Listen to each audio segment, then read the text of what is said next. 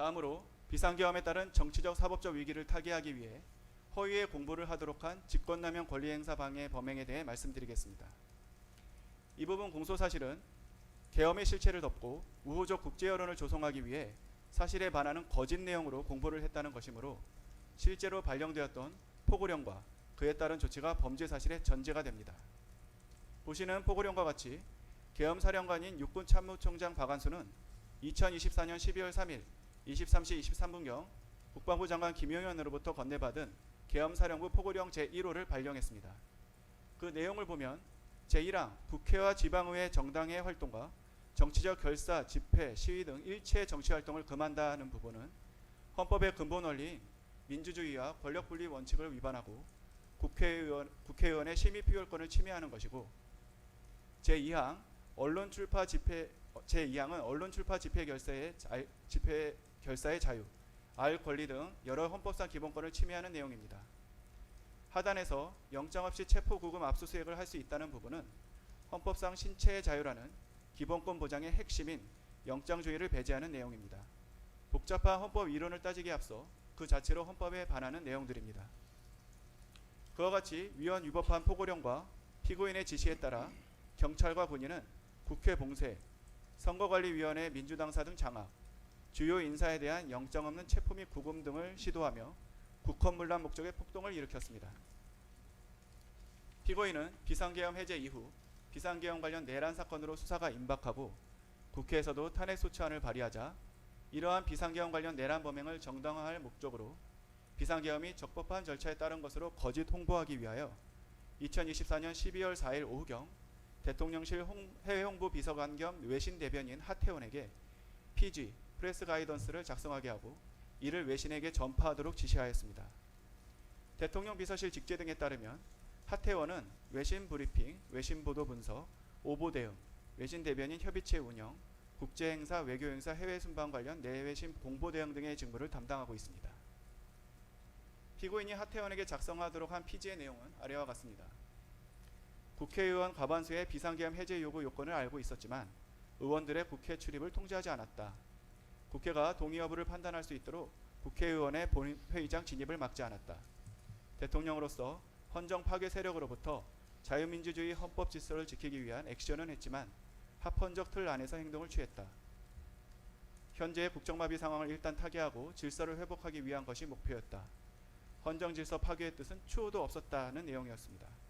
그러나 앞서 말씀드린 바와 같이 이러한 피지의 내용은 명백히 허위였습니다. 피고인은 국회의 비상계엄 해제 요구 결의를 막을 목적으로 비상계엄을 선포한 직후 국회 주변에 경찰을 동원하여 국회 출입을 전면 차단하였고 군인들을 국회로 출동하게 한 뒤 국회의원을 본회의장에서 끌고 나오도록 지시했으며 헌법과 법률에서 정한 요건과 절차를 위반하여 비상계엄을 선포하였고 국헌을 문란하게 할 목적으로 폭동을 일으켰고 그 모든 과정은 언론을 통해 중계되기도 했습니다. 그럼에도 피고인의 지시에 따라 하태원은 피고인이 알려준 허위의 사실을 피지로 작성한 후 AP통신, AFP, ABC, CNN, 뉴욕타임스, 워싱턴포스트, 아사히신문, 요미우리신문, 교도통신 등 외신기자에게 전화하여 피지에 기재된 허위 사실을 전달했으며 외교부 부대변인 유창호에게도 외신기자에게 피지 내용을 전달하게 했습니다. 이는 오로지 사실에 입각해 업무를 수행할 의무가 있는 외신 대변인에게 허위 공보라는 의무 없는 일을 하게 한 직권남용 범행에 해당한다는 것이 이 부분 공소사실입니다. 다음 피고인의 내란 이후 형사사법 절차 무력화 범행에 대해 말씀드리겠습니다. 우선 내란 수사를 방해하기 위하여 행한 대통령 등의 경호에 관한 법률 위반 교사 범행에 대해 말씀드리겠습니다. 대통령 경호처 소속 공무원은 직권을 남용하여서는 아니 되고 대통령 경호처 차장 김성호는 경호처 소속 공무원에 대한 지휘 감독 권한이 있는 사람입니다. 12.3 비상계엄 해제 이후 2024년 12월 4일경부터 검찰, 공수처, 경찰 등 수사기관이 피고인과 공범들에 대해 내란죄 등의 수사에 착수하였다는 사실이 대대적으로 언론에 보도되었습니다. 그러자 피고인은 12월 7일경 대통령 경호처 차장이었던 김성훈에게 연락해서 수사받고 있는 그 세 사람의 단말기 그렇게 놔둬도 되느냐, 비아폰이 누군가의 손에 들어가서 함부로 쉽게 볼 수 있으면 그게 비아폰이겠냐, 쉽게 볼 수 없어야 비아폰이지, 조치해라, 그래서 비아폰 아니냐라고 말하면서 내란 우두머리 등 형사사건의 공범인 국군 방첩사령관 여인영, 수도방위사령관 이진우, 육군 특수전사령관 곽종근 이상 3명의 비화폰을 수사기관이 볼 수 없게 조치하라고 지시했습니다. 피고인의 지시를 받은 김성훈은 곧바로 비화폰을 관리하는 대통령 경호처 지원본부장 김대경에게 전화하여 대통령님이 말씀하시더라. 수사받는 3사람 비화폰 그거 아무나 볼 수 있게 내버려두면 되겠냐고 하면서 조치하라고 하신다 라고 말하면서 여인영, 이진우, 곽종근의 비화폰 단말기에 통화기록 등 정보를 수사기관이 볼 수 없게 조치하라고 지시했습니다. 그러나 김대경이 조치를 계속하지 않자 12월 16일까지 계속해서 수차례에 걸쳐 접속 차단 조치를 해라. 내가 하라고 한 거 왜 안 하냐. 그냥 시키는 대로 하란 말이야. 왜 이렇게 말을 안 들어 등의 말을 하며 같은 지시를 계속하였습니다. 이로써 피고인의 형사사건 공범들이 사용하는 비화폰 단말기의 통화기록 등 정보를 수사기관이 볼 수 없도록 하기 위하여 대통령 경호처 차장인 김성훈으로 하여금 지원본부장 김대경을 상대로 직권을 남용하여 부당한 지시를 하도록 교사했습니다.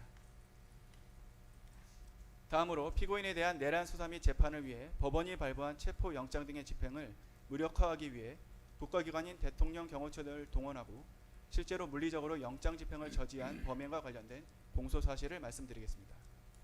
이 부분 공소사실은 2024년 12월경부터 25년 1월경까지 법원이 피고인에 대해 2회에 걸쳐 발부했던 영장 집행을 방해하는 과정에서 일어난 범죄로 우선 기본적 사실관계부터 말씀드리겠습니다.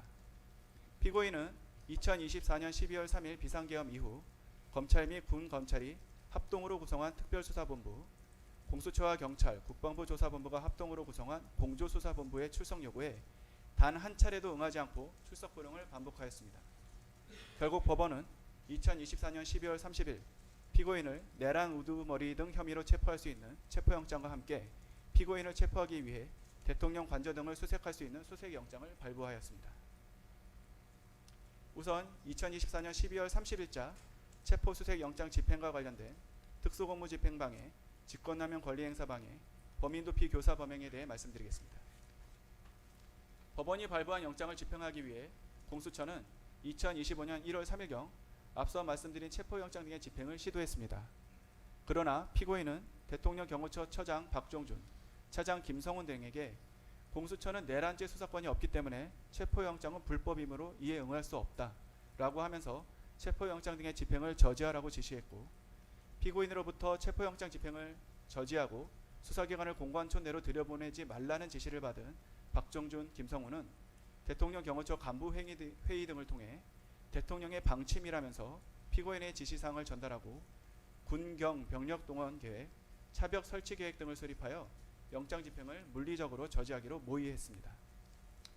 2025년 1월 3일 영장 집행이 개시되자 박종준, 김성훈 등은 대통령 경호처에 배속된 제55 경비단과 제33 군사경찰 경호대에 연락하여 병력 증원을 요청하고 대통령 경호처 소속 공무원 등을 동원하여 공관총 1정문에서부터 대통령 관저 앞에 이르기까지 대형 버스 등을 차벽으로 설치하여 3중의 저지선을 구축하고 차벽 주변에 대통령 경호처 소속 공무원 등으로 하여금 인간 스크럼을 짜게 하는 등의 방법으로 영장 집행 담당 공무원 등의 대통령 관저 진입을 저지하고 그 과정에서 공수처 소속 검사, 수사관 등 영장 집행 담당 공무원을 가로막고 붙잡고 밀치는 등의 유형력을 행사했습니다.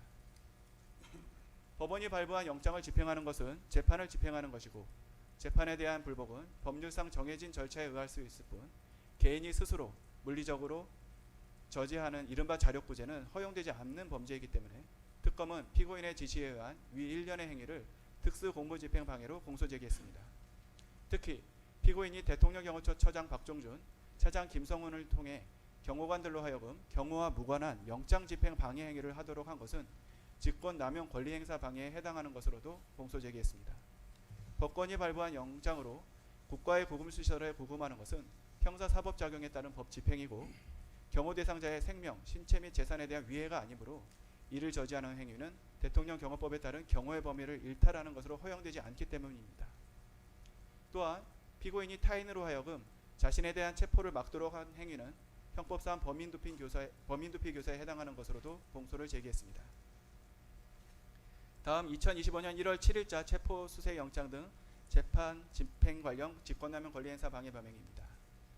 1차 체포영장 등 집행 저지 이후 박종준이 2025년 1월 10일경 특수공무집행 방해 등 혐의로 경찰 조사를 받는 과정에서 사직서를 제출했고 사직서가 수리되어 김성훈 차장이 처장 직무대행직을 맡게 되었습니다. 한편 공수처는 위와 같이 1차 체포영장 등의 집행이 무산된 후 2025년 1월 7일 피고인에 대한 체포 및 수사영장을 다시 발부받아 2025년 1월 15일 영장 집행을 시도하였습니다. 피고인은 자신에 대한 공수처의 영장 재집행을 예상하였고 공수처의 체포영장 등 집행에 응할 수 없다는 피고인의 기조는 대통령 경호처장 박종준의 사임으로 처장 직무대행이었던 김성훈과 경호본부장 이광우에게 계속하여 유지되었습니다. 이러한 피고인의 기조에 따라 김성훈, 이광우는 공수처의 체포영장 등 집행을 저지하기 위해 대통령 경호처 소속 공무원 등을 동원하여 공관촌 내 주요 지점에 차벽과 윤형 철조망을 설치하고 인간 스크럼 짜기 훈련을 수차례 실시하였습니다. 이로써 피고인은 김성훈, 이광우와 공모하여 대통령 경호처의 업무를 총괄하고 소속 공무원을 지휘 감독하는 대통령 경호처장 등의 권한을 남용하여 소속 공무원으로 하여금 2025년 1월 7일자 체포영장 등 재판의 집행을 저지하기 위해 차벽과 철조망을 설치하게 하거나 인간 스크럼 훈련을 실시하도록 하는 등 의무 없는 일을 하게 하였습니다. 앞서 말씀드린 것과 같이 위와 같은 행위는 경호의 범위를 벗어나는 것이므로 직권남용 권리행사 방해죄에 해당합니다. 다음으로 위력 순찰 등 총기 소지와 관련된 직권남용 권리행사 방해 범행에 대해 말씀드리겠습니다. 피고인은 공수처의 영장 재집행을 저지하기 위해 2025년 1월 7일경 김성훈, 이광우 등이 참석한 오찬자리에서 언론에서는 2차 체포영장 집행을 위해 특공대와 기동대가 들어온다고 하는데 걔들 총 쏠 실력도 없다. 경찰은 전문성도 없고 총은 경호관들이 훨씬 잘 쏜다. 경찰은 니들이 총기를 가지고 있는 것을 보여주기만 해도 두려워할 거다. 총을 가지고 있다는 걸 좀 보여줘라 등의 말을 하며 외부에 총기가 잘 보이도록 휴대한 상태에서 순찰을 하여 위력을 보이는 위력 순찰을 하도록 지시했습니다. 이에 따라 김성훈, 이광우는 경호처 대테러 직원들로 하여금 위력 순찰을 하도록 하고 이광우는 기관단총 2정과 실탄 80여 발을 가족경호부 사무실에 배치해두기도 하였습니다.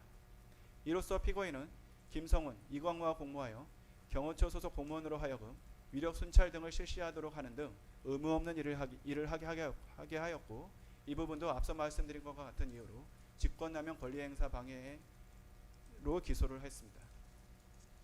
특별검사는 이와 같은 일련의 헌법파괴 및 형사사법체계 부정행위에 대해 피고인을 특수공무집행 방해, 허위공문서 작성 및 허위작성 공문서 행사, 대통령 기록물 관리에 관한 법률 위반, 공영서류 손상, 직권남용 권리행사 방해, 대통령 등의 경호에 관한 법률 위반 교사, 범인도피 교사로 공소제기하였고 각 적용법조는 보시는 바와 같습니다.